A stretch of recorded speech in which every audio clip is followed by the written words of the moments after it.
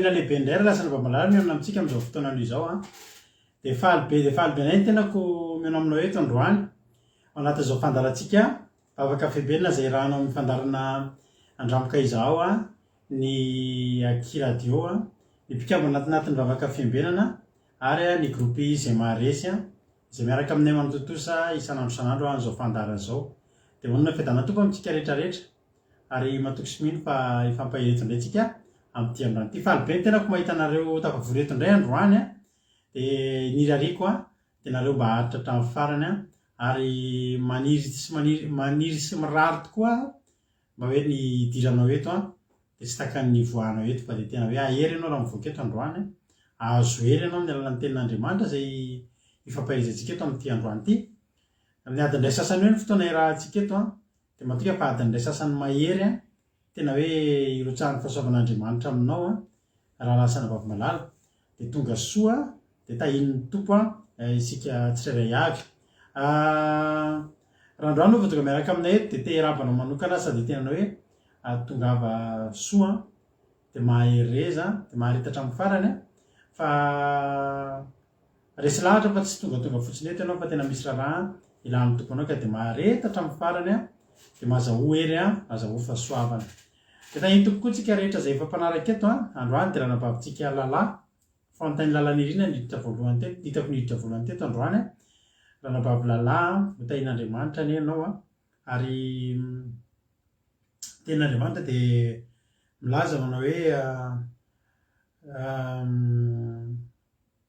ao amin'ny Isaia ao misy tenin'Andriamanitra izay mihoako anao androany na dia mandra-pahantotrareo aza dia tsy miova ary mandra-pahavotsovonareo dia za ihany ny sairana hitondra anareo izany nanao ka izany hitrotro eny izany hitondra sy hanafaka raha nabavy lalahy hitrotro anao hatrany any Andriamanitra hanafaka anao hatrany any Andriamanitra tsofina rano anao izany teny izany fa ianao niditra voalohany teto androany dia tahiny Jesosy any raha nabavy lalahy. Manarinaraka azy moa dia ny reniny ihany a fianarana koa tahiny Jesosy mami ihany koa Melovli Andoandry tahiny Jesosy Marina Tiana Verselina Rodine Marie Marina Tiana Tongasoa ao ihany koa ry izy koa mbola tsy narabaiko Marina Tiana Verselina Tsiramboaramiel Mamy Sirandry Niana Mahiny Soa Todraony Soa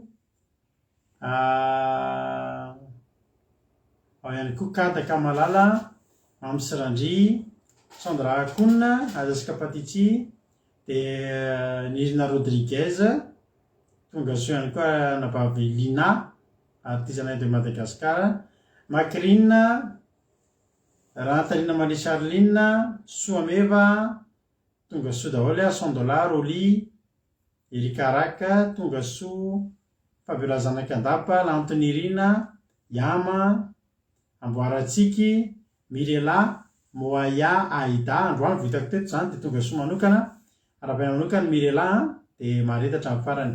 Tiana Rakoto Arzaka Tojo Mikael Ranabavy Mihaja Jesoa Mahery Tiana Rakoto Arzaka tonga soa Nirina Rodriguez Mamy Lantonirina Zikarla Fontaine Lalanirina efa narabaiko teo tsy sisorana Faly Raheritovo Koda Leoni Yama tonga soa isika tsirairay avy dia ny tanan'Andriamanitra ny hikasika antsika rehetrarehetra. Androany tsika dia hiaraka amin'ny olona hikipiaraka amintsika androany nanao vavaka fanombohana tahiny tompo roa Ravoanjatovo Milisia androany koa vao hitako teto izany dia tonga soa ianao Ravoanjatovo dia maharetatra amin'ny farany. Alleloia. Tsy adinontsika miraba indreny olona vaovao ireny raisitsika tanandroa izy ireo. Vavaka fanombohana androany raha nabavy Kataka ary ny tondra tenin'Andriamanitra raha nabavy Rodine dia raha nabavy Nambinina Tsiramboaramiel ny tondratsika ao anatin'ny vavaka ho an'ny firenena ireo ireny ekipiaraka amin'ny keto androany dia matoka fa ahatratra amin'ny farany isika tsirairay avy dia samy mahery. Mino fa efa tadidinareo ny tarehan'ny ankizy ireo fa androany no ny antony manokana dia tsisy sary ny tarehan'ny ankizy izay mivavaka eto fa tonga dia feo fotsiny fa mino fa efa tadidinao izany hoe takiny ahoana moa ny tarehan'izany raha nabavy Kataka izy ny tondratsika anaty vavaka fanombohana amin'ity androany ity. dary a to dia lasarytsika tahiny jesosy a ny tomporana vavikataka anao ny fitenenana.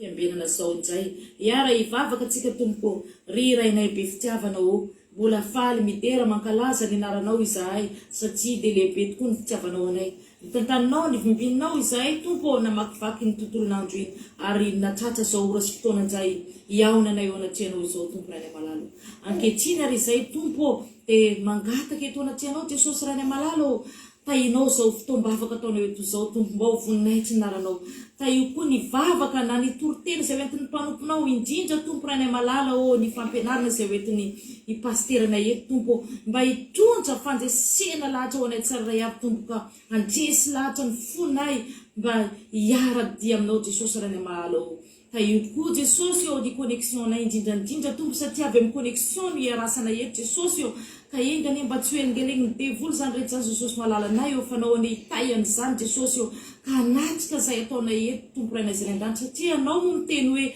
raha misy roana telo mivavaka eo anarako de hoe tompo voany ao matoky sy mihiny zay jesosy malalanay eo fa eto voanay ianao am'izao raha fotoana zao ary mangataka eo anatrianao zay jesosy rana eo mba voninahitra ny anaranao zao fafitambavaka ataonao eto zao tompo ao koa reo namanay zay mbola anatin'ny fisalasalana indrindrandrindra reo fianakavianay jesosy eo anao any tompo andresy lahatra an'izy ireo tsararay avy any jesosy satria de fa kaiky de kaiky tokoa jesosy ny fahatongavanao eto tompo ka mba tsy ho very reo fianakavianay ireo jesosy malala ao apetraka ampelantananao ary zany rehetra zany tompo ka maro ny zavatra nefa tiana ingatany trianao jesosy eo tsy voatono ny vavanay zany fa ianao kosa jesosy de mafantatra an'izay amponay tsararay avy tompo ary mafantatra zay zavatra mahazo anay tsararay avy anay tokantrano ao ka tahinao reo fianakaviana zay hitanao na namana zany jesosy amararany amin'ny hopitaly na izanizy jesosy mangataka vonjy eo anatrianao jesosy ianao any amonjy azy reo tsararay avy jesosy malalanay fa tsisy zavatra tsy hainao amin'ny fiainanay tompo misaotra anao indrindra zay am'izany zavatra rehetra zany jesosy malala o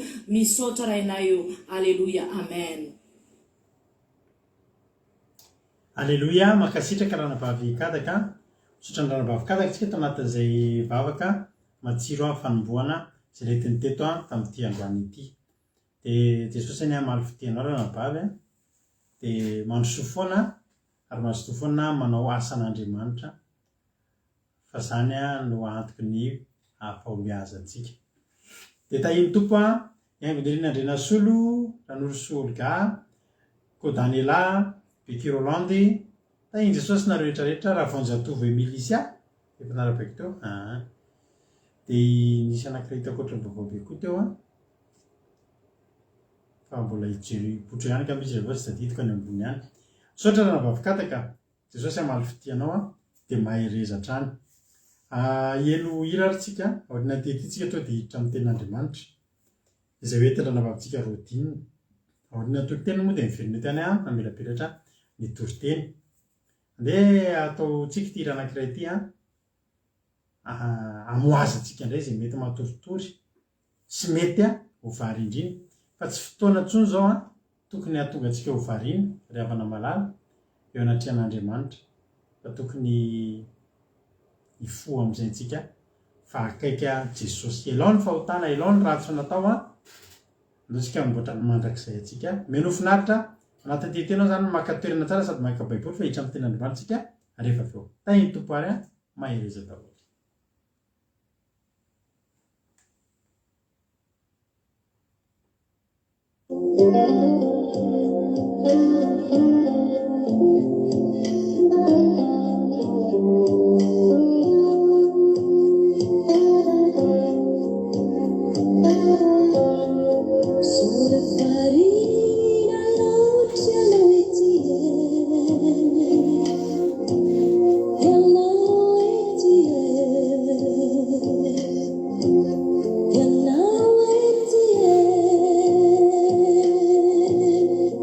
Continue.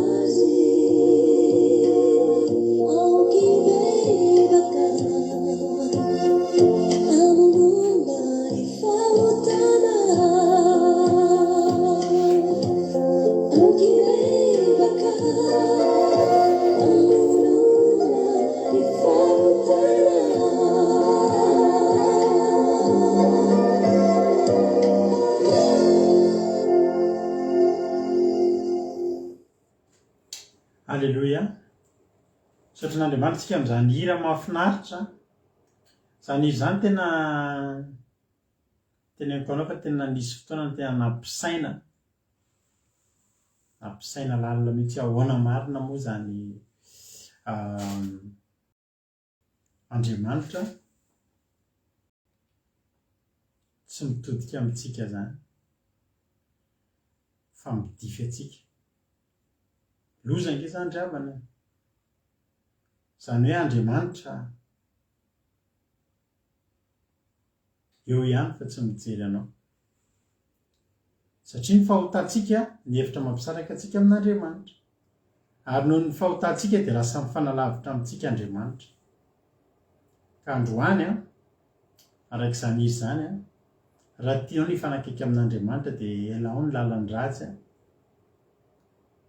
andao tsika hitodika amin'Andriamanitra, andao tsika teny hivavaka dia aza variana fa efa akaiky Jesosy ary mbola manana tombony tsika hoe ahafahana mbola velonaina misy nge ny lasa rehavana tsy afaka mibebaka fa ianao mbola manana fotoana ianao androany ahafahanao mamboatra zay tsy mety andao amboaritsika zay tsy mety fa so zany ndre tonga amin'ny fotoana tsy ahafahantsika mibebaka intsony dia sahirana tena sahirantsika hoy le lehilahy mpanankarena anankiray tao amin'ny baiboly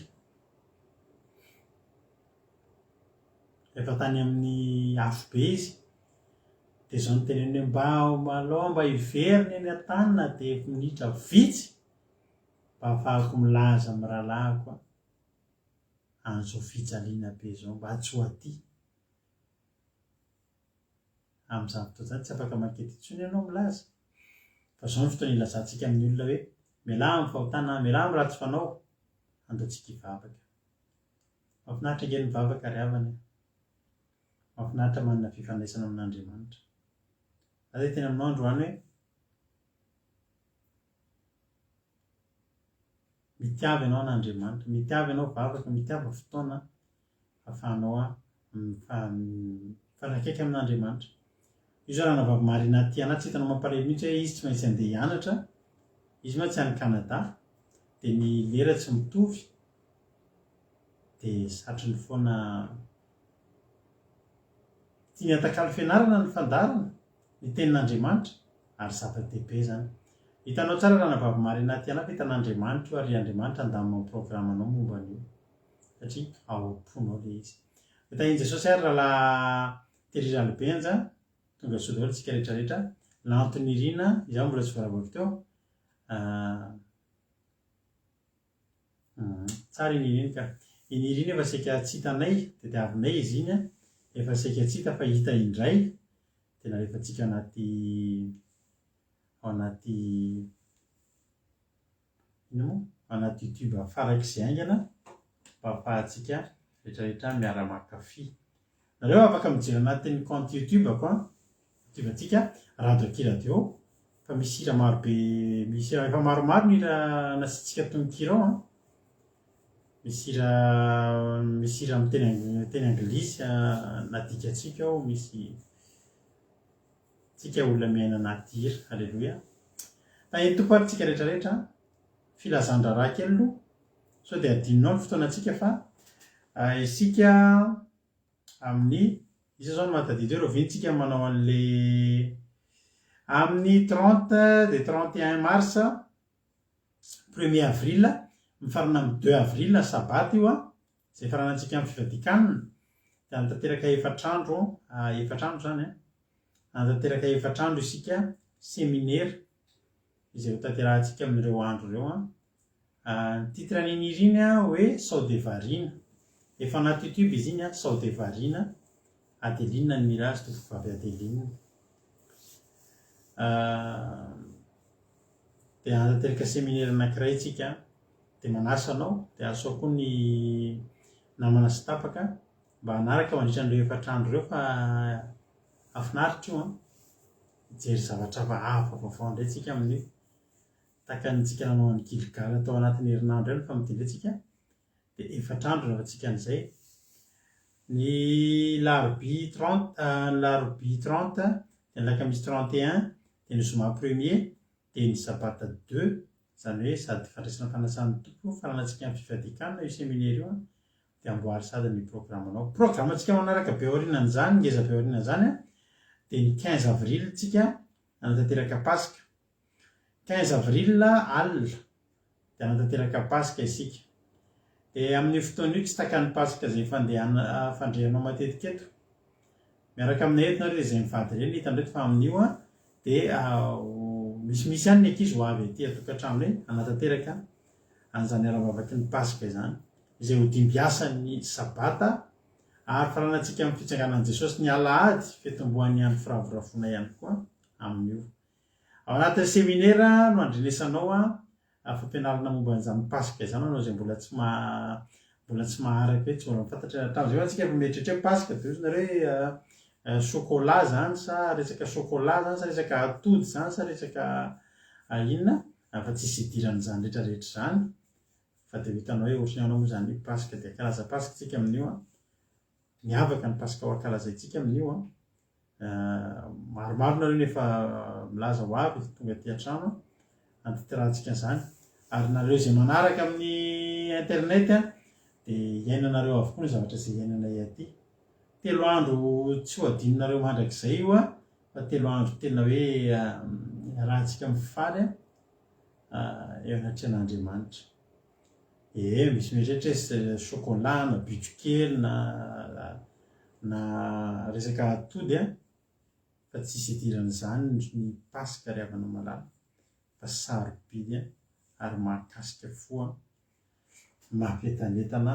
Tahito paritsika rehetrarehetra hiditra avy hatrany ary tsika amin'ny tenin'Andriamanitra entin-dranam-bavy rodiny araka teniko hoe tsy misy sary aloha tsika androany raha-pitsika efa misy sary dia andohary ampandrotsika nabavitsika rodiny Maria avy any Koety hitondratsika ny tenin'Andriamanitra. Tahiny Jesosy mihaino finaritra ary isika tsirairay avy.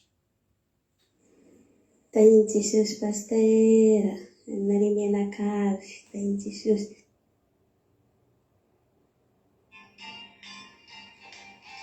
mbola faly miarahaba ho an'ny pasitera miteloko ary faly koa miarahaba ho antsika tsirairay avy mpanavoka zao fandarana vafoka fiandenana izao. Amin'ny fanina sy ampitiavana rehefa malala ny zavatra sitrapon'Andriamanitra amintsika amin'izao dia resy ny politika dia ny tenin'Andriamanitra izay rasintsika eto dia rikantsika amin'ny salamo efatra ny fitopolo rasintsika andinivolo dia faranantsika amin'ny fahatelo ambinivolo. Salamo efatra ny fitopolo rasintsika andinivolo dia faranantsika amin'ny andininy telo ambinivolo. Raha miarana hita dia hivakintsika amin'ny anaran'i Jesosy izany. Ny soramandry dia manambara hoe fitarainana tamin'Andriamanitra satria mafy ny fanenjehana sady simbany ny tempolo. Amin'ny anaran'i Jesosy masilama taony asafa. Andriamanitra nahoana no nanary anay mandrakizay ianao sady nanetroka amin'ny ondry fiandrianao ny fahatezeranao. Tsarovy ny fiangonanao izay efa azonao fahiny ilay nabotanao ho firenena lobanao dia ny tendrombohitra zona izay minenanao. Engano ny tongotrao ka miakara ho amin'ny voarava mandrakizay ny zavatra rehetra tao amin'ny fitoerana masina dia simba ny fahavalo avokoa. Ny hery natao anatin'ny fiangonanao ny mpandrafy ianao nanangana ny sainy ho famantarana izy. Ny fijery azy dia tahaka ny olona manenga famaky hijinja ny ala mikotrika. Ary amin'izao ny rafitry ny soratra rehetra ao dia asiany ny famaky sy ny kanoty. Efa nandoro ny fitoerana masina tamin'ny afo izy nitony sy nazerany tamin'ny tany ny fonenany anaranao. Hoy izy tompony, ka hampaoriantsika avokoa izy efa nandoro ny tranon'Andriamanitra erany tany rehetra izy.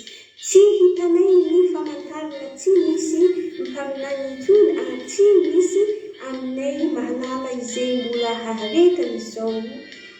Mandra-pahozian'Andriamanitra no hanaratiany mpandrafy hanamavo ny anaranao mandrakizay raha ny fahavalo. Nahoana no nampihevitry ny tananao dia ny tananao ankavanana hianao mampiala azy amin'ny tananao ka mandringana.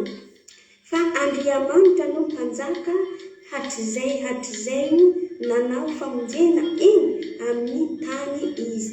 Nampisarika ny ranomasina tamin'ny herinao ianao efa namakivaky ny lohan'ny drabo natao anatin'ny rano ianao.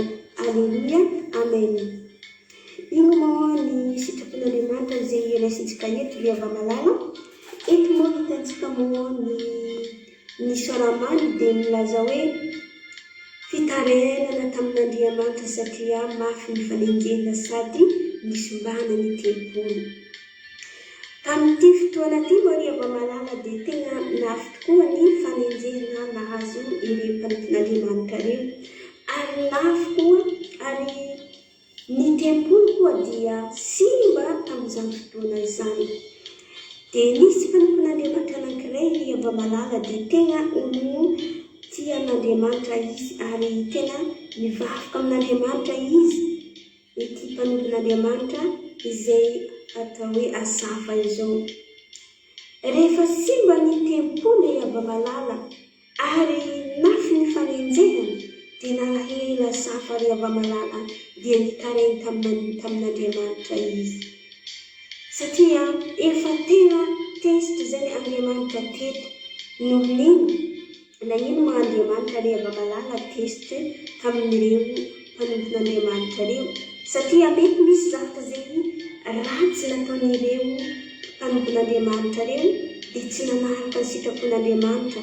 Mety niala tamin'ny fanarahnadian'Andriamanitra, niala tamin'ny sitrapony dia tezitra Andriamanitra dia navelany ilay fahavalo nanjaka tamin'ny mpanompon'Andriamanitra reo. Dia amin'izao fotoana izao ry hava-malala dia tonga amintsika izao tenin'Andriamanitra izao, satria fantatsika moa amin'izao andro iainantsika izao moa tena hitantsika foa tena manjaka ny fahavalo, indrindra amin'ny firenena izay misy itsika tena anjakan'izany fahavalo izany. Satria misy olona anankiray izay ry hava-malala dia nanontany tamiko hoe misy ve Andriamanitra izy? Eny iza misy Andriamanitra. Dia nanontany koa izy hoe misy ve Andriamanitra izy? Eny misy Andriamanitra iza. Dia niteny aho hoe maninona ianao miteny hoe misy ve Andriamanitra? Ino antinana hoe misy ve Andriamanitra? Dia niteny izy tamiko hoe maninona izy izao Madagasikaratsika izy dia misy olona marary betsaka izy tsy hoe tsy sitrana izy. Ary mbola misy koa izy fahoriana izy manjaka amin'izao Madagasikara izao izy, ary tena sahirana izy ny olo. Raha misy Andriamanitra tsy tokony sahirana, tsy tokony harary ny olo. Ry hava-malala dia fantatsika moa Andriamanitra zay tena misy, ary izy nanao tany sy ny lanitra, ary nanomeo ny fofinaina izay mahavelona antsika izao avy amin'Andriamanitra no nanome izany. Satria mety moa mitareny amin'Andriamanitra atsika, mangataka amin'Andriamanitra atsika, dia tsy mety mahazo valim-bavaka indrindra atsika kristiana.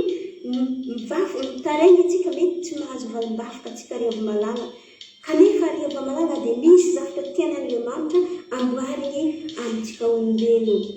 Raha mivavaka tahaka safa zao isika ry hava-malala tsy moativy amin'ny vavaka, na dia mafy aza ny fanenjehany, na mafy aza ny fampahorian'ny fahavalo, dia mivavaka foana atsika dia tsy maintsy hiainantsika zen'Andriamanitra, satria misy zavatra tian'Andriamanitra amboariny. Misy hoy izy tenin'Andriamanitra zay ry hava-malala any amin'ny Isaia 7:2 ka hatramin'ny 2 izay milaza hoe indro fiteziny tanan'i Jehova tsy fohy fa mahavonjy, ary ny sofiny tsy lalinalovana fa mahare. Fa ny heliko reo no hevitra mampisarika anareo amin'Andriamanitra, fa hevitra mampisarika reo amin'Andriamanitra, ary ny fampitanareo no mampiafina ny tavany aminareo ka dia tsy miheno izy. Ry hava-malala, mety misy fahotana izay atantsika olombelona amin'izao fotoana izao, ary betsaka atsika ny mpanompon'Andriamanitra manaradia azy kanefa mbola manao izay zavatra tsy araka an'Andriamanitra, dia tsy mihaino antsika izy ary tsy mamalivavaka antsika izy, satria miala eo aminy atsika, satria miala fahamarinana atsika, dia tokony atsika zay handeha amin'izay fahamarinana izay ampiarin'Andriamanitra eo amintsika. Andriamanitra ny ry hava-malala tsy hoe tsy manana tanana izy tsy mamonjy atsika, afaka mamonjy atsika izy, ary miaino atsika izy raha mivavaka eo aminy atsika, raha tsy manana fahotana azy atsika. Fa io hevitra mampisarika atsika eo amin'Andriamanitra, ilay fahotana atsika, ilay heliko atsika mila alantsika zay ialantsika zany zavatra ratsy tsy araka ny sitrapony. Samy atsika zao ry hava-malala samy manana ilay olana sy problema izay manjo azy itsika olombelona, fa kanefa zany mila apetraka eo amin'Andriamanitra, mila apetraka atsika amin'Andriamanitra ny momba atsika, izy afaka hialantsika, izy afaka hamonjy atsika, hanafika atsika amin'ny fahavalo izay iainantsika io. Hitantsika eto safa tena nalahelo izy, satria ny mpanompon'Andriamanitra ny ala tamin'Andriamanitra, mety efa misy nandeha nanompo sampy, mety misy efa mivavaka kanefa zany mbola anaty fisotroandohaka, anatin'ny fijanjangana, anatin'ny fiteny ratsy, regny ry hava-malala mbola anana atsika olombelona regny. Aoka hialantsika rehefa handeha araka ny sitrapony atsika, mba afaka izy hamonjy atsika, afaka izy hanavotro atsika. Hitantsika moa izy eto andininy andininy fahafito dia milaza hoe efa nandony fitoerana masina tamin'ny afo izy, nilotony nazerany tamin'ny tany ny fonenany anaranao afaka izy. Zany ry Avamalala efa lasantsika zay lasa maneratseran'Andriamanitra, efa afa-tsy natantsika, afa-tsy nanaraka zay amin'ny anaran'Andriamanitra atsika fo soantsika anarana hafa ilay Andriamanitra zay vavahantsika. Ka tsika ry Avamalala tena hifikitra eo amin'Andriamanitra, izy anafika atsika, izy tsy forontanana fa lava mavonjy ary tsy lalalovana sofiny fa mareka miaino mafika atsika izy raha miala amin'izany fampitana zany atsika. Dia hitantsika ry Avamalala izy eto amin'ny 5 dia filipitintsika moa zao teny zao fa tena lava. 5 izy kahatrany 9 kahatrany 10 teny hoe tsy hitanay afaka izy ny famantarana tsy misy aminany intsony ary tsy misy aminay mahalala izay mbola haretany izao. Hitantsika moa amin'izao fotoana iainantsika zao, hitantsika fa loza izay manjo raha mijery izao FB zao tsika ry Avamalala, tena hitantsika fa tsy hitantsika fiadanana amin'ity tany izay misitsika zao. Loza foana raha hitantsika ato ary misy zavatra mahatsiravy ny hitany maso amin'ity FB ty ry Avamalala, ary ireo tena matetiky atsika malagasy mahita amin'ny Madagasikaratsika betsaka ny zavatra zay manjo izy ireo. Ka tsika samby hivavaka, samby hahery, mivavaha anareo, mivavaha mandrakariva afaka tsy mba hahery anareo.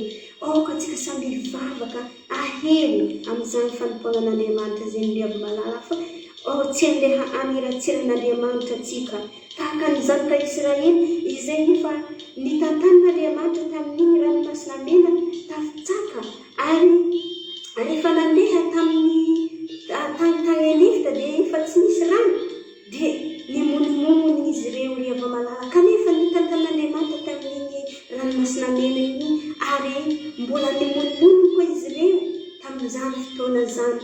Kanefa amin'izao fotoana izao koa tsika lasa monimony tsika, lasa milaza fo Andriamanitra tsisy, ary lasa fo maniratseran'Andriamanitra.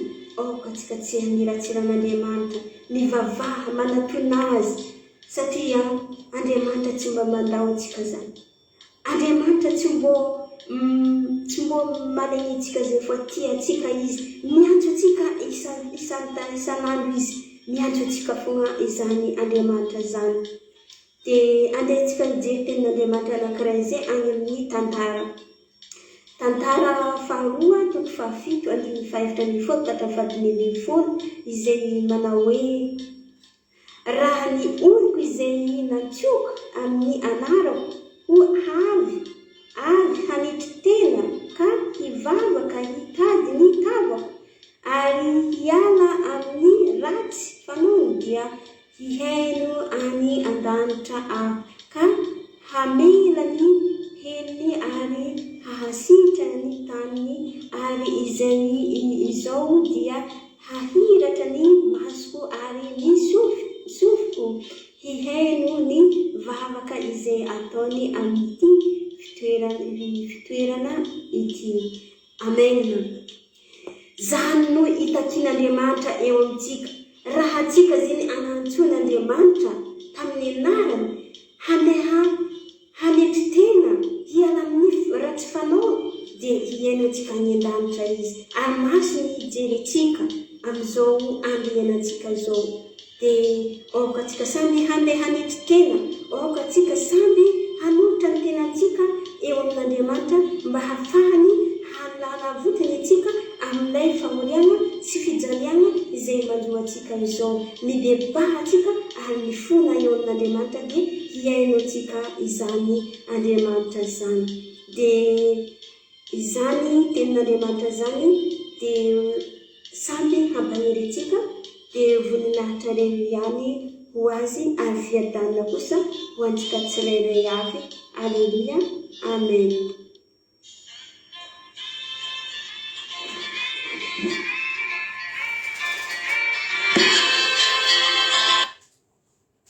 Aleluia.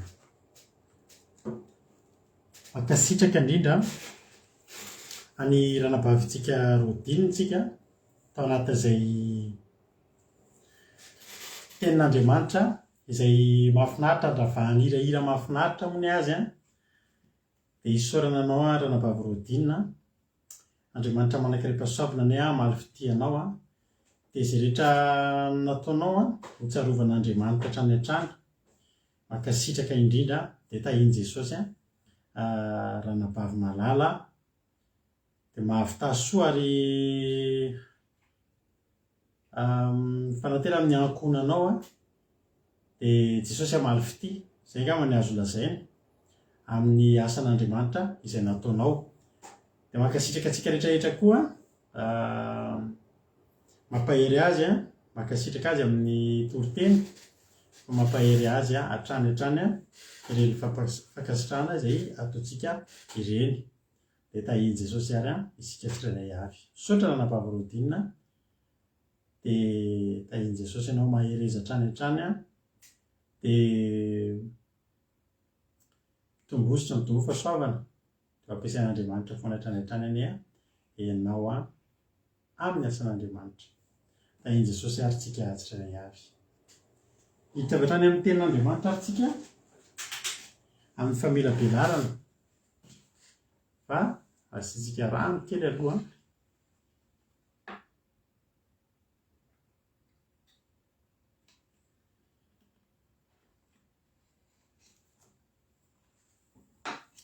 Ilaina ny misotro rano.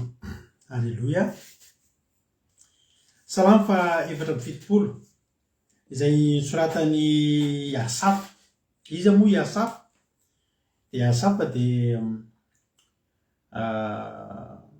vedira. Ary itsika rehefa mieritreritra foana hoe Asafa dia Asafa zany ny raibe an'ny hira evangelika angamba. Tena mpira raibe an'ny hira ara-pilazantsara zany Asafa izany. Anisany zavatra nampiavaka ny Asafa dia ny fahatokiany tamin'ny asan'Andriamanitra izay nametrahana azy. Dikan'ny Asafa moa dia hoe mpanangona, mpamory, mpamerina amin'ny laoniny ary tena nentanina tamin'ny alalan'ny hira fiderana ny antsoin'ny olona nompan'Andriamanitra. Ary olona tena tsy mahafoy an'Andriamanitra raha mamaky tsika eo amin'ny Salamo 7:70 eo ambony kely n'ilay vakitsika teo dia ilay izy ilay teninana hoe indro very izay lavitra anao ary inganao izay mijangajanga mahafoy anao fa izaho dia nakaikin'Andriamanitra ny mahatsara ianao Jehovah tompony nataoko ariko mba hilaza ny asanao rehetra aho. Aleluia. I Asafa eto no nanao an'ity hira ity, ity salamo ity. Sonamany dia hoe fitarainana tamin'Andriamanitra satria mafy ny fanenjehana sady nosombana ny tebory. Mafy zany hoe mafy be mihitsy fanenjehana. Mafy ny fanenjehana. Voamalytsika ny resaka momba ny Hana izay tsy iza fa maman'i Samuel, ilay vehivavy momba tsy nanananaka rehefa teo ny fanenjehana sy ny esoeso teny dia nanana toerana nandeha niazakazahana ny hafenana izy dia ny teboly. Fa eto indray ny zava-doza dia izao ny fanenjehana tonga nefa ny teboly ny sombana. Ny teboly dia endrika fanatrehan'Andriamanitra ary ny teboly dia toerana anankiray fandehanan'ny olona rehefa hanana tianana fifandraisana amin'Andriamanitra. Hanome voninahitra an'Andriamanitra, hiaino feo an'Andriamanitra, hitaraina amin'Andriamanitra. nefa ny telopolo mihitsy teto a no simba ny fanenjehana nefa mafy de mafy. Asafa no misolo tenany olona iantso an'Andriamanitra. Zao no nataony Andriamanitra nahoana ny nanarany mandrakizay ianao. Ny fahitany asafan'Andriamanitra dia ohatry ny ho mandrakizay angamba satria tsy namahary Andriamanitra nandritry ny fotoana ela teto. Misy fotoana Andriamanitra tsy mamary atsika. Mihaino izy fa tsy mamary. Atoka azy mihaino tsinona na dia mifotsika aza no miteny, na dia miteny rery azy tsika, na dia tsy mahavoaka vava ary tsika, fa ny saintsika no miteny dia henon'Andriamanitra. Ny Andriamanitra maheno foana fa fanontaniana mamaly ve izy sa tsy mamaly. Fa teto dia tahaka ny nanary Andriamanitra. Tahaka ny nanary Andriamanitra satria tsy niheno. Raha mamaky ny andininy fahasivy sika vakindrana am-pamivorodina dia tsy hitanay ny famantaranay ozy izy, tsy misy mpaminany intsony ary tsy misy aminay mahalala izay mbola aretan'izao. Tsy hita intsony ny famantarana. Tsy zavatra tsapahanao intsony hoe misy an'Andriamanitra ny fiainanao. Tsy misy fahatsapahana intsony. Mivavaka ianao amaina. Mamaky baiboly ianao tsy mahazo ninninina, tsy mahazo teny ninninina.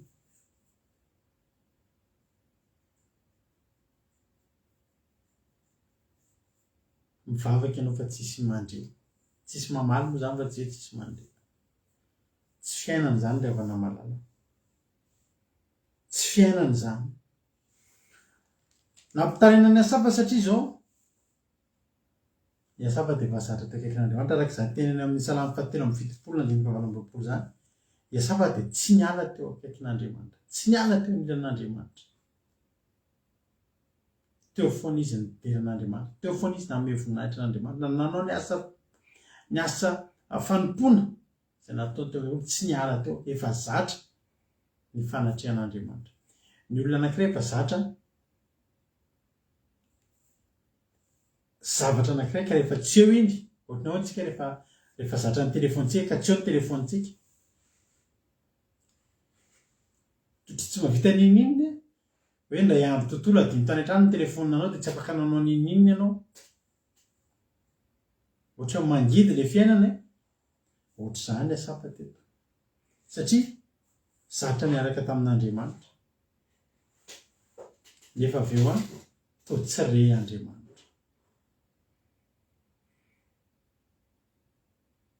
Ilay tempolo rava no zava-doza teto. Fantatsika tsara fa rehefa vakindrana vavintsika teo fa any amin'ny tantara faharoa rehefa vita ny tempolo nataon'i Solomona dia tena niteny Andriamanitra. Raha vakitsika ity teny ity anisan'ny teny mahafinaritra mihitsy izy teo amin'ny Baiboly. Vakiko ny andininy ny tantara faharoa faha 1 tantara faharoa vita andininy faha 1:1 vakiko anaran'i Jesosy. Ny valo ny vavaka nataon'i Solomona. Toy izany navitan'i Solomona an-tranon'i Jehovah sy ny lampanandriana ary samy nataon'i Solomona lavorary avokoa izay rehetra efa voaheviny atao an-tranon'i Jehovah sy tao an-dapany. I Solomona nanao ny tempoly dia tsy nataony taony foana fa niangaliany hatramin'ny zavatra kely. Satria maninona? Satria fantany fa amin'ny alalan'io tempoly io no ahafahan'Andriamanitra meo aminy. Ny ahafahan'ny zanak'Israely mitady azy. Mitady an'Andriamanitra. Dia marina fa inona moa ny zavatra ho ataon'ny tanan'ny zanak'olombelona rehefa nanatry an'Andriamanitra? Nataon'ny tanany no hipetrahany any an-danitra any. Dia ilay lanitra mitafy voninahitra mamirapiratra lalana fotsiny ny volamena. Fa mba nanao izay ho afany ihany anefa Solomona ary nampiasany nalaka tao azy ny nanamboarany tempoly. Nataony lavorary avokoa. tempolo dia le toerana anankiray a ahafahan'Andriamanitra mametraka ny voninahitra ka ahitan'ny olona ny voninahitra. Tao amin'ny tempolo napetraka ny fiarana hoe fiaran'ny fanekena izay endriky ny fanatrehan'Andriamanitra. Dia nataon'ny Solomona lavorary zany, sarobidy daholo ny zavatra napetaony tao, nataony tena tsakany sy andavany, nataony tena hoe nanaraka ny tena sitrapon'Andriamanitra. Nataon'ny Solomona lavorary avokoa. Satria nanino? Satria fantatry Solomona fa hamangy ny tempolo io Andriamanitra. Ary fantany fa rehefa Andriamanitra no mitoetra eo, misy voninahitra Andriamanitra eo, dia tahian'Andriamanitra, milamina ny fiainana, misy fiainana. Andiny faharoa ambin'ny folo kely vakitsika ary Jehovah niseho tamin'ny Solomona noho ny alina. Ka nao tamin'ny hoe efa reko ny vavaka ao ary efa novidiko ahy ity fitoerana ity, ho trano fitehirizam-panateram-panatitra. Ko indro raha mampiatina ny andro ka tsy misy ranorana latsaka. Na aseko mandany tany ny valalany na anaterako areto mandrikana ny oloko. Da andiny faharoa ambin'ny folo. Raha ny oloko izay natsoina amin'ny anarako no avy an'eritena sy vavaka ka hitady ny tavako ary hiala amin'ny ratsy fanaony dia hiaino azy any an-danitra ka hamela ny elony sy hanasitrana ny taniny. Ary zao dia hiratra amin'ny masoko ary ny sofoka hiaino ny vavaka izay eto amin'ity fitoerana ity fa efa nofidiko sy nomasinika ity trano ity mba hitoeran'ny anarako mandrakariva mandrakizay ary ny masoko sy ny foko ho ao mandrakariva. Zava-dehibe zany.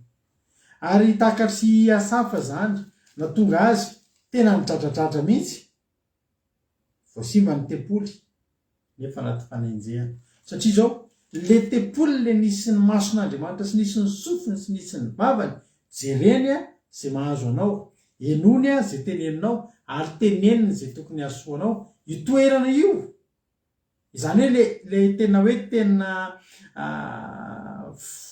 ino moa izy ity, lay tena toeran'ny fanatrehan'Andriamanitra mihitsy no simba. Tena rarena Asafa zany. Ary nidradradratra mihitsy, nitaraina mafy mihitsy izy. Taraina mafy. Satria fantany izany fiainana tsy misy an'Andriamanitra. Izany fiainana tsy misy ny voninahitra Andriamanitra. Izany fiainana tsy mba mahita ny voninahitra Andriamanitra. Misy fiainan'olona ary mino fa misy an'izany izany tonga eto androany mbola tsy nahita mihitsy an'izany voninahitra Andriamanitra zany. Mbola tsy niposahana izany voninahitra Andriamanitra zany ny fiainana. Misy olona tena mampalahelo ny havana eto amin'ity tany fandalovantsika ity, tsy mahita mangirana amin'ny fiainana. Misy olona maro fantatro tahaka izany. Hoe ao anatin'ny fiainana na dia mbola mety tanora na mety efa antitra tsy nahita fifaliana zany. Fa tena hoe tena voaisa amin'ny latsa-tany na fotoana nanana fifaliana sy mba hoe natsapana an'izany hoe fiainana mahafinaritra.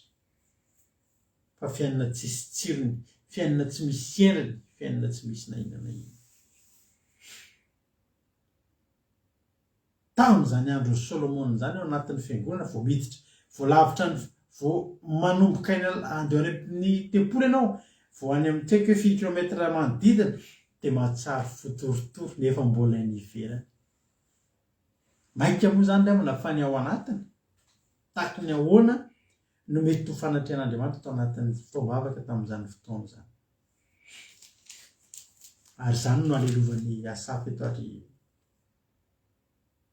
tena niantso an'Andriamanitra izy Andriamanitra miverena aminay. Miverena aminay tsanganonay nefa rava fa mbola tia hitanao indray zay.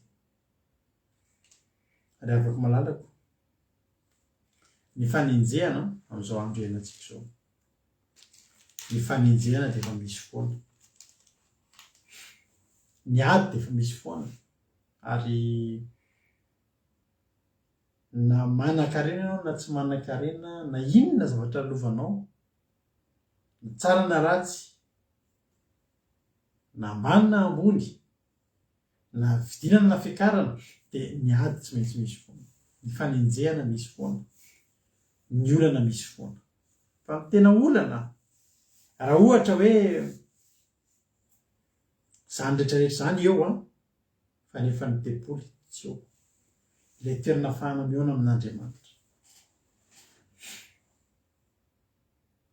manahoana ny tepoly amin'izao fotoana izao anjaranao no mijery amin'izao fotoana izao manahoana ny tepoly manahoana ianao tsy fantatrareo va ozy Jesosy fa tepolin'Andriamanitra ianao ary fanahin'Andriamanitra mitoetra ao anatinareo ankehitriny tsy ilay tepoly natao tanana tsy ilay tepoly misy hazo sy vato sy tanimanga fa ny fonao io fiainanao io fiainanao io ny fiainantsika isika dia tokony ho tepoly mandehandeha hitoeran'Andriamanitra miadina izy fa ao anatintsika ao ary rehefa milamina tsara ny tepoly dia mitoetra ao fanatrehan'Andriamanitra dia misy fanahy mampahery antsika misy Andriamanitra miteny amintsika misy Andriamanitra tena mibitsika amintsika misy Andriamanitra mijery izay alehantsika ary misy Andriamanitra miteny izay tokony ataontsika vao mivavaka ianao dia reny alleloia raha tsy simba ny tepoly vita ny tepolin'ny Solomona n'Andriamanitra mihitsy ny teny hoe masoko sy ny sofiko dia ho mandrakariva zany hoe tena ninona ilainao hitan'Andriamanitra mivavaka ianao reny ary na misy adininao azy hitany ny zavatra tokony ilainao halleloia rehefa ao ny mason'Andriamanitra sy ny sofiny tsy mila manao resaka lavabe koa ianao ary na tsy mivady tsy miteny ary ianao dia hitany hoe ndry misy tsy mety amin'ity fiainan'ity zanako ity halleloia masona eo mandrakariva ny sofiny vao miteny ianao mba tiana hoe raha zany ianao vao miteny dia to dia ren'Andriamanitra boary ny tepoly resaka tepoly ny resakitsika dia ny tenatsika halleloia tepoly mazoto miditra ao ve Andriamanitra mazoto midina eo ve Andriamanitra ozy ilay Korintianina faharoa navakitsika ilay Korintianina faharoa toko fahenina ohatra somary vakinina nambavisika kely matsy zay teo Korintianina faharoa toko fahenina Korintianina faharoa toko fahenina andininy fa ndao ataontsika vakitsika manomboka amin'ny andininy fahaefatra ambin'ny folo hatramin'ny andininy fa enina ambin'ny folo anaran'i Jesosy aza mety asiana zoka tsy atonina anareo hikambananareo amin'ny tsy mino fa inona ny iraisan'ny fahamarinana sy ny fahotana ary inona ny iombonany mazava sy ny maizina ary inona ny fanarahan'ny Kristy sy Beliala ary inona ny iraisan'ny anjaran'ny mino sy ny tsy mino ary inona ny ikambanan'ny tepolin'Andriamanitra misampy fa isika ny tepolin'Andriamanitra velona araka nataon'Andriamanitra hoe onona eo aminy ary andeha ho aminy ary ho andriamaniny ary izy olo hitanao isika ilay tepolin'Andriamanitra eto fa teny Andriamanitra hoe aza mety asiana zioka tsy atonina anareo ikambananareo amin'ny tsy mino fa inona ny raisan'ny fahamarinana sy ny fahotana tsy hifandray zany mifanipaka mihitsy zany ary inona ny tombotsoan'ny iombonan'ny mazava sy ny maizina ary inona ny fanarahan'ny Kristy sy Beliala izy moa zany Beliala zany dia tsy anarana akory zany fa inona moa dikany adjectif amin'ny teny frantsay amin'ny teny malagasy mpamary toetra tsy anarana fa mpamary toetra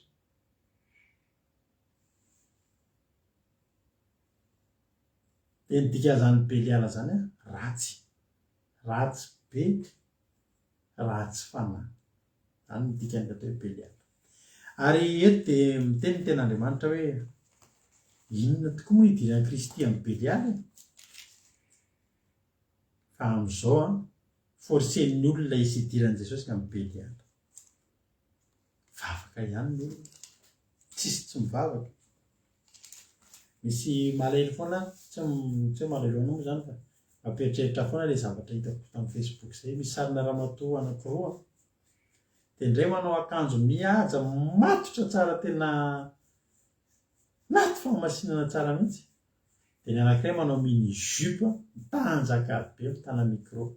Dia zao le soratra hoe ity vehivavy anankiray le matotra be mihaja be ity, sarina mpivarotena vehivavy janga tamin'ny fotoana 24 dia le eto amin'ny ilany indray a eo daholo na manja maso na loko volo be nareo aloha mandinika fa tena maro mihitsy ohatra tsy mahita olona tsy miloko volo ntsony ary rehefa malagasy hitako amin'ny Facebook, indrindra olona malazalaza tsy mahita olona tsy miloko volo ary avana malaza, fa ny volonao aza lokoana ny volonao, satria zao efa mety nanaovan'Andriamanitra ny raha menamena nanaovan'Andriamanitra ny volonao dia ajanona menamena, raha maintimainty dia ajanona maintimainty.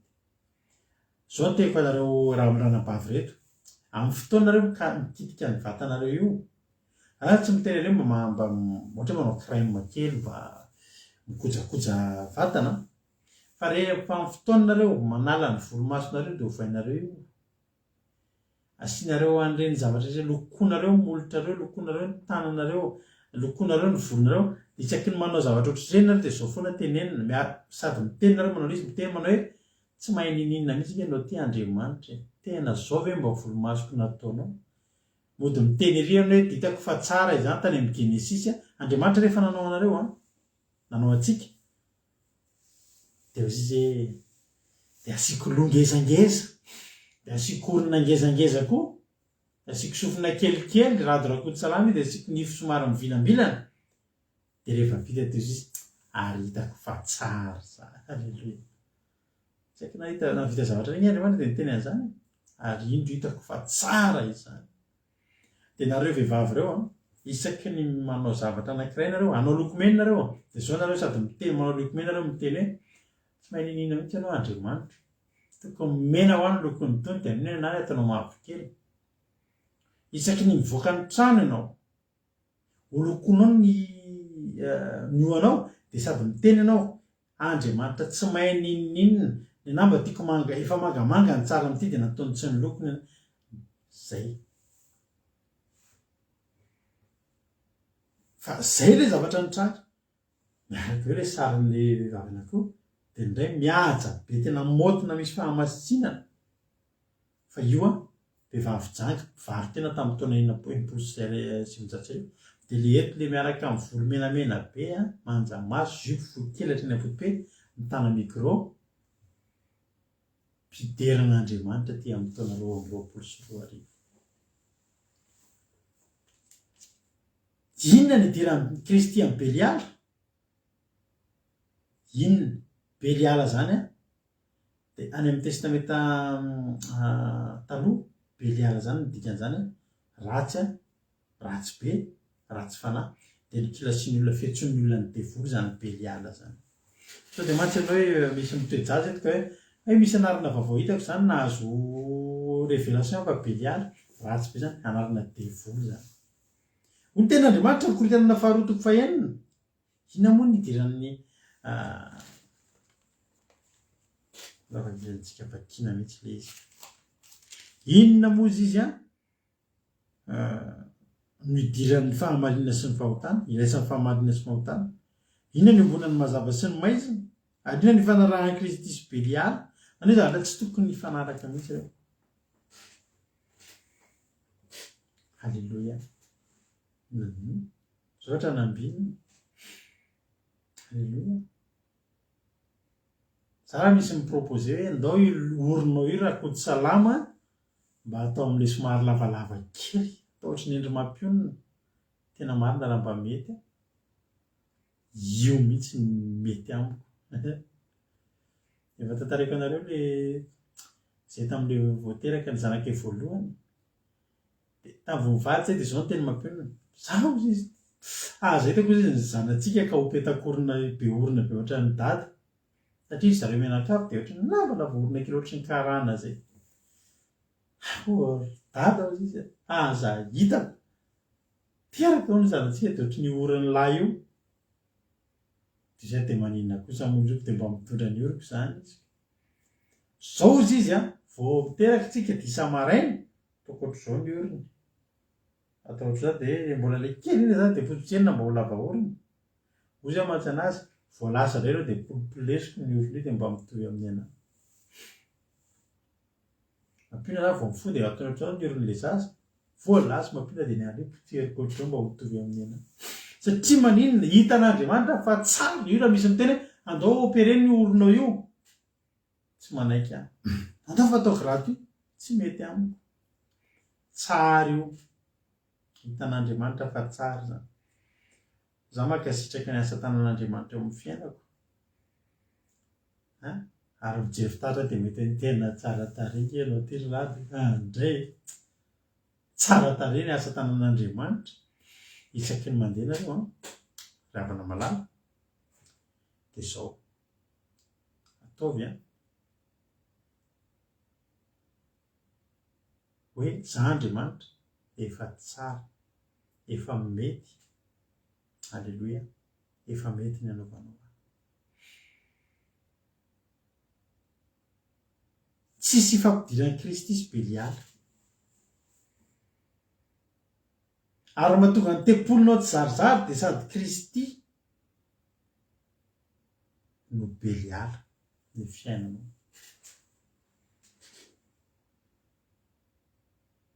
alleloia ateteny aminao androany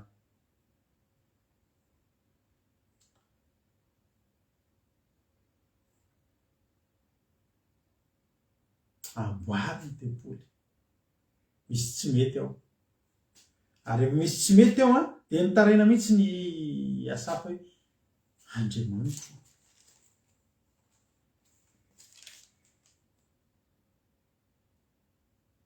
anary mandrakizay va ianao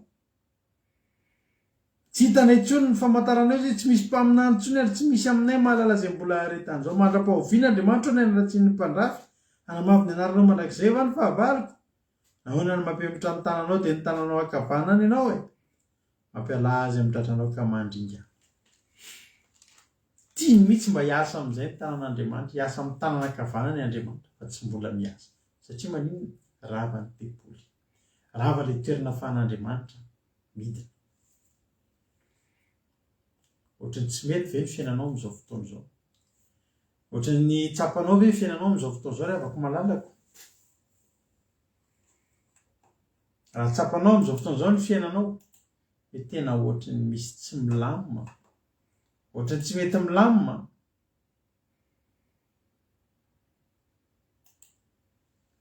dia dana aloha jereo ny tempoly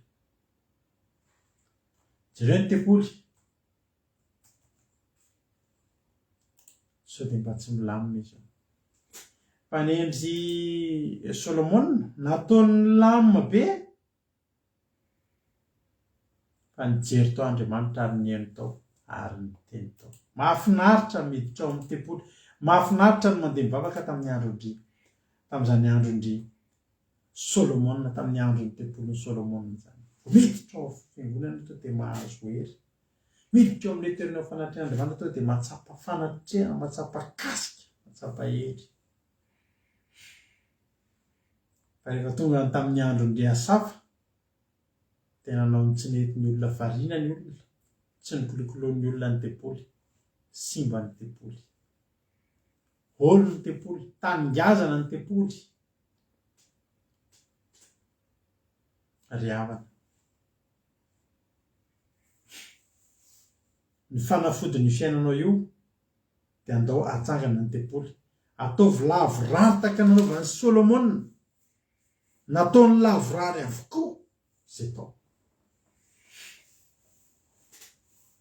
amboary ny ara-panahinao diovy ny fo diovy ny saina manamasina tena ataovy ny sitrapon'Andriamanitra ataovy ny sitrapon'Andriamanitra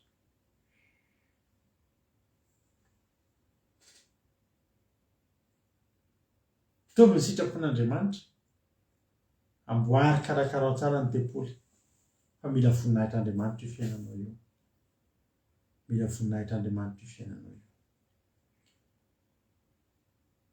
raha vo tsy vitanao ny tempoly dia tsy makeo aminao Andriamanitra, de lasa mifanalavitra aminao Andriamanitra. Dia inona moa zany ny zavatra mitranga? Ny zavatra mitranga dia tsotra, tsisy mare ny vavaka ao, tsy mandre feo an'Andriamanitra ianao. Zany zany tenen'ny Safa tariana.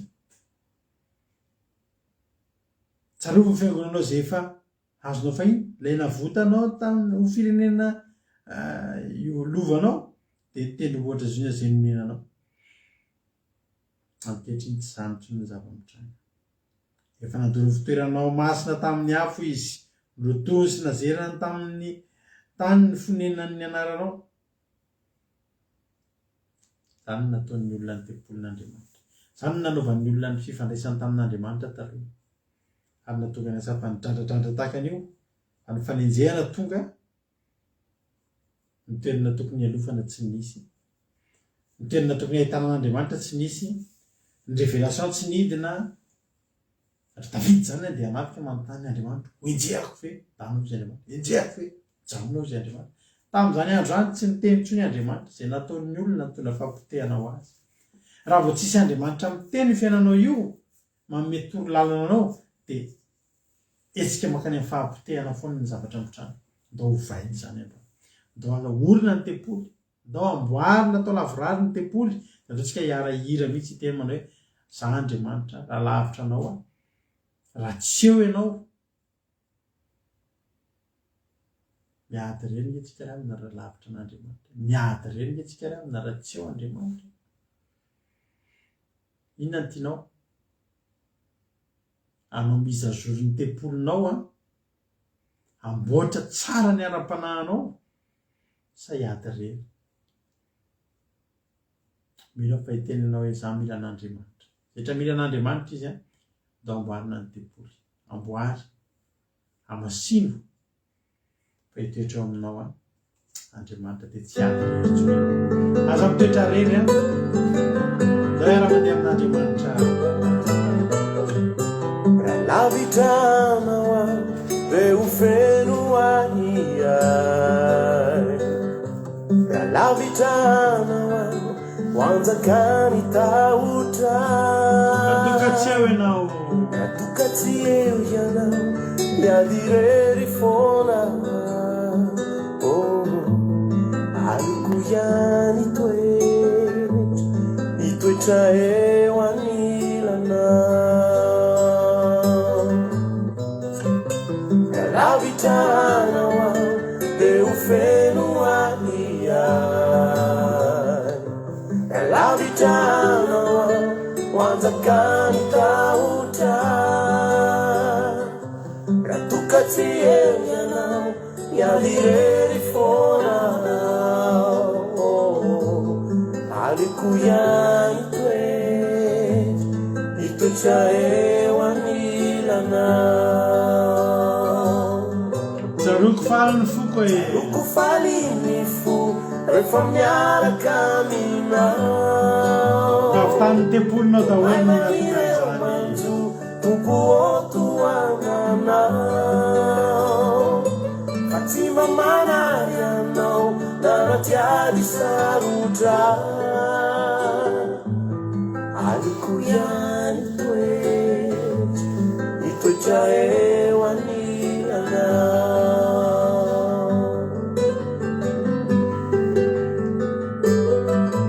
Fa tsara indrindra tokoa, tsara indrindra tokoa zany hoe akaikinao. so tsy manam-paharoa Jesosy so tsy manam-paharoa ary fiainam-baovao, ary fiainam-baovao. tsy hamoizako anao Jesosy, tsy hamoizako anao raha izao tontolo izao. Aliko ihany hitoetra eo anilanao. Tsaroko faly ny fo rehefa miaraka aminao. Tomay manireo manjo tompo otoananao. Fa tsy mamana ianao sarotra aliko ihany toe mitoetra eo anilanao tsaroko faly ny fo rehefa miaraka aminao tomay manireo manjo tokooko ananao fa tsy mba manary anao manatiary sarotra aliko ihany toe mitoetra eo anilanao aliko ihany toe mitoetra eo anilanao aliko ihany toe mitoetra eo anilanao.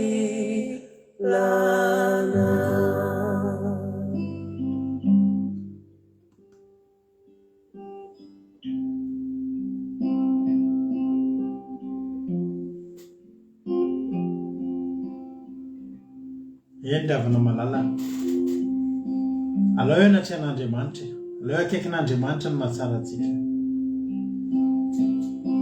resy lahatra tamin'izany asa afaka ny teny hoe laza teny eo akaikin'Andriamanitra any no mahatsara tsy mahatsara any lavitra an'Andriamanitra satria manana vavaka mila enony ahako manana fitarainana mila tonga eo aminy ahako ary izy manana valim-bavaka tokony ho tonga eo amiko. Halleluia.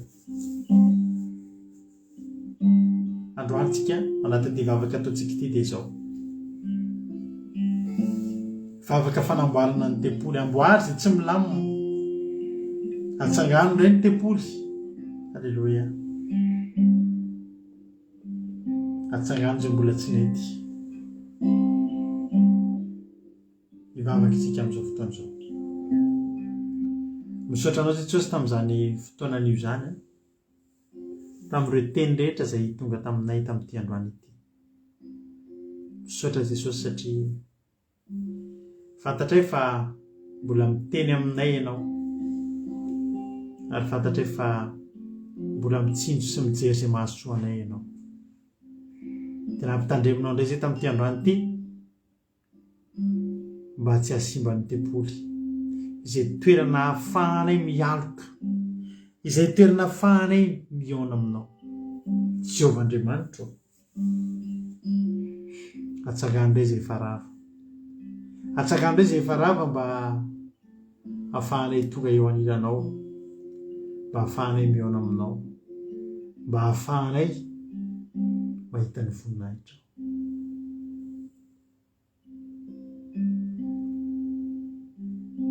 Sotra Jehovah Andriamanitra satria renay hoe natokana ho anay mihitsy androany izany teny izany. Koa eto misy olona tokony amboatra ny fifandraisana aminao Jehovah Andriamanitra. Tena tokony amboatra ny fifandraisana aminao. Halleluia. Ho voninahitry ny anananao. Ho tapaverina avokoa anay izay tsirairay avy. Tapaverina avokoa anay izay tsirairay avy. Ho voninahitry ny anaranao Jesosy malalo.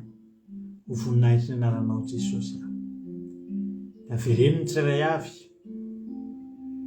Raha misy efa lasa lavitra atsoa indray dia sotony amin'ny tanana kavanany fahamarinanao mba tapaverinao aminao. Sotra Jesosy malala. Sotra Jesosy da io ny tsirairay avy hamasino mendrika anao tokoa. Dia tafio ny herinao zahay, tafio ny voninahitra ao zahay, fa tena milanao zahay, milanao sy ny fanahinao, hiara-monina aminay, hiara-hitoetra aminay. Atsangano ny efa rava Jehovah Andriamanitra dia ho tahizinao any ny tsirairay avy. Ampionony raha misy tao anatin'izay fotoana elaela izay natsiaro lavitra anao dia amin'ity androany ity Jehovah Andriamanitra hampandreneso ny feo anao indray izy ireo. Hampandreneso ny feo anao,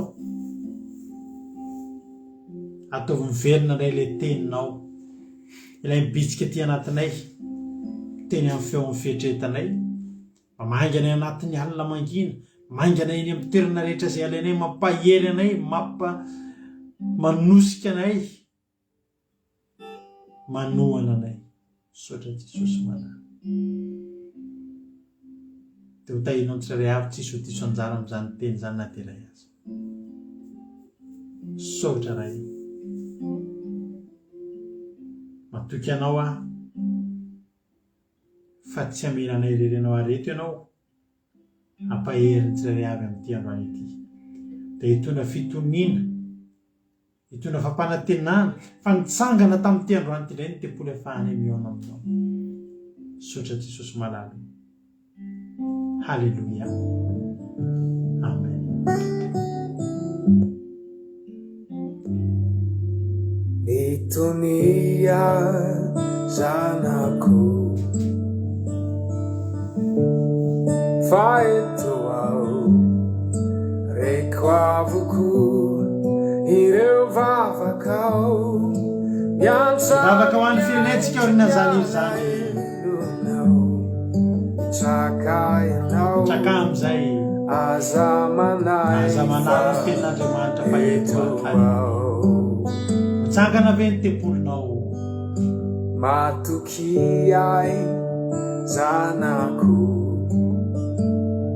fizaho tsy afoy anao etsio fafako ny ranomasonao tsapako zay tsapanao tiako loatsy anao indrindra zadino fa eto aho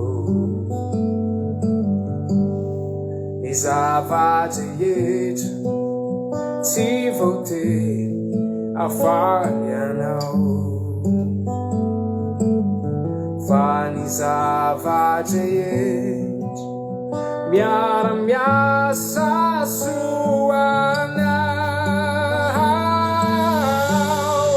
aza manay fa eto aho tsy avelako andeha irerenao mety tsy ho azonao za hitondrako anao fa aza manay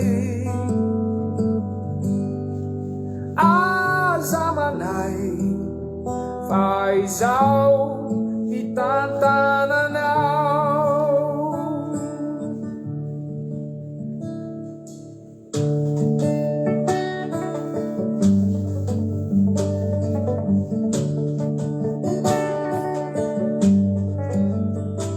Itonia zanako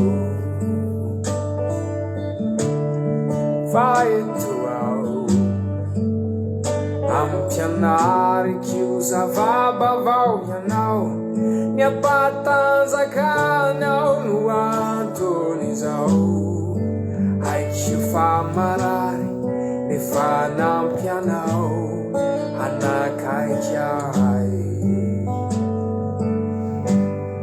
ny zava-drehetra tsy voatery hafaly anao fa ny zava-drehetra miara-miasa soanao aza manay fa eto aho tsy avelako andeha irerenao mety tsy ho azonao za hitondrako anao fa aza manay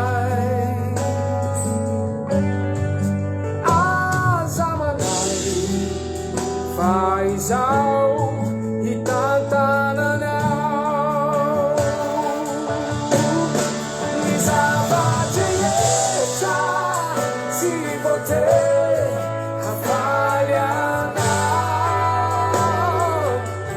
fa ny zava-drehetra miara-miasa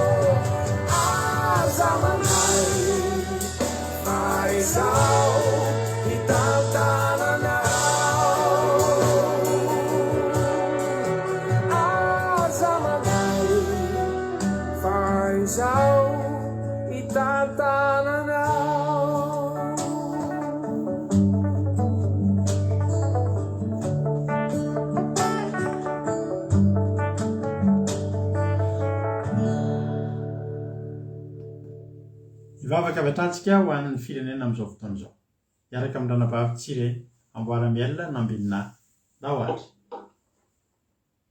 Tain'i Jesosy antsika rehetra dia tain'i Jesosy ihany koa pasteur any Amakavy. Mbola hiala hivavaka indray tsika amin'izao fotoana izao. Ry Tompo Andriamanitra Renay eo, Renay tsara indrindra ianao ary Renay ianao ny alalan'i Jesosy Kristy zanakao. Fahasoavana no mbola ahafahanay tsirairay avy manatrika ny setra-fiandriananao amin'izao fotoana izao. Misaotra anao izay Jehovah Andriamanitra raha mbola tonga teto indray izay tsirairay avy tafavory teto hianatra, hiaino, mandinika ny teninao Jesosy.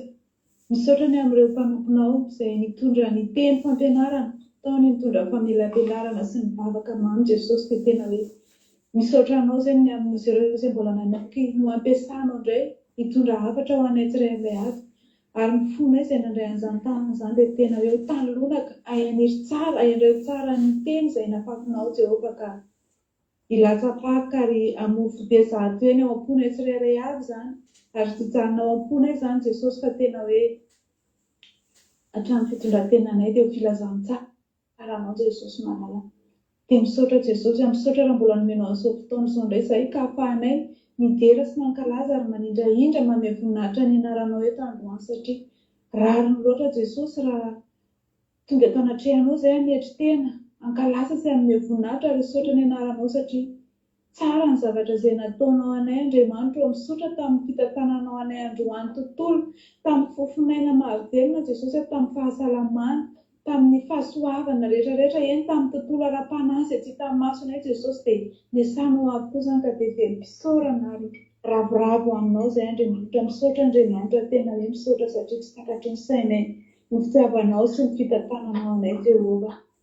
Indreto indray izay Jehovah mbola tonga tao anatrehanao miara-mimpo izay Jesosy tondram-bavaka ho an'ny firenenay, tondram-bavaka ho an'ny tanindrazanay Jesosy malala dia hitoetra alainay ny toerany asafa Jesosy izay nitaraina taminao Jehovah Andriamanitra raha nisy ny fahasimban'ny pepolo betsaka ny zavatra izay nataon'ny olona izay nanohatra anao Andriamanitra dia tena hoe marina Jesosy fa ny pepolo izay namboarin'ny Solomona ny simba fa izay kosa Jesosy ny pepolo velona, izay ny pepolo izay trano fanahy Andriamanitra dia tena hoe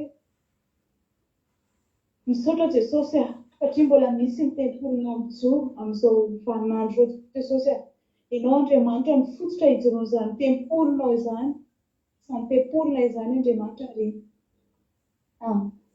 tsy ho rava, tsy ho voahozongozona mandrakizay fa tena hijoro Jesosy ary ninona tafidrivotra, ninona oram-baratra Jesosy dia tena hoe ho tsara fototra izahay satria manana anao izay hianteheranay, manana anao izay hiankinanay Jesosy dia todika manokana ho amin'ny firenenay izay Jesosy hoe izany tempolo izany anie Jesosy ny tena potika ao amin'ny firenenay ao ny olona tsirairay avy anie Jesosy tena potika ny fo amam-panasy ny olona hoe tena hoe lavitra anao Jesosy tena hoe tsy misy tsony ny fanahinao Jesosy mitoetra ao anatin'ny olona amin'izany firenena izany ka mahatonga ny fampitehanao amin'ny firenenay, mahatonga ny fandravana, mahatonga ny famonoana samy malagasy, mahatonga ny fiantsiana, ny fandranitana, ny fanambanimbaniana, ny fanavana, ny alatra Jesosy dia tena manjako amin'izany firenena izany Jesosy malala ary hitanao tsy miafina aminao izany Andriamanitra fa tena miariary toy ny vahiakandrona eo anoloanao izany Jesosy